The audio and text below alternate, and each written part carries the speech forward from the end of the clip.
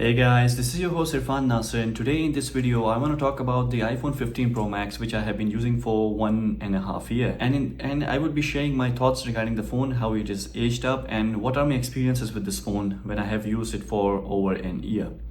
So let's get started. Hey guys, this is your host Irfan Nasser, and today in this video I want to talk about my experience with the iPhone 15 Pro Max 1 year later. Now I'm saying new, but technically it's not that new because it's been more than a year since I bought this phone. I've had mixed feelings about it, so in this video I'll break down everything I've experienced with this phone. So let's get started.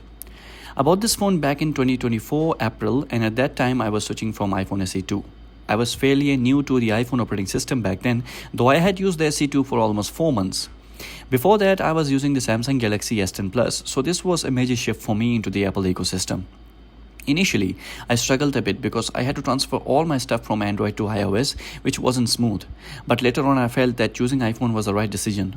It ran smoothly and felt very reliable. Talking about the iPhone 15 Pro Max, this phone has a 6.7-inch Super Retina XDR display with ProMotion technology.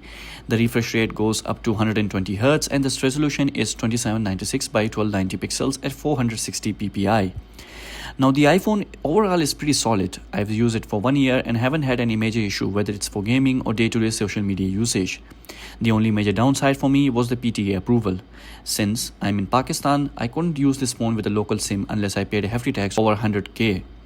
Apart from that, my experience has been great. The best thing I love about this phone is how smooth it feels during usage. And honestly, once you use an iPhone, there's no going back. Many people have said that before, and as someone coming from Android, I immediately realized it was true. So yeah, overall it's been a pretty nice ride with this phone. There have been some minor issues with the battery performance, but nothing major. I usually keep the charge limit at 80% to protect the battery health, and because of that it's only gone down to 97%, which is fine. At one point I did notice some sluggishness, but then I figured out it was related to setting. After changing that setting, the phone started running at a smooth 120Hz again. In 2025, the iPhone 15 Pro Max is still a very good phone when it comes to battery life, performance and camera. If you are in the market for a new phone, I would still recommend this one. You can go for 16 Pro Max if you have the budget, but if you want to save a bit of money, the 15 Pro Max is still a top choice if it's available, since Apple tends to discontinue all the models once new ones are out.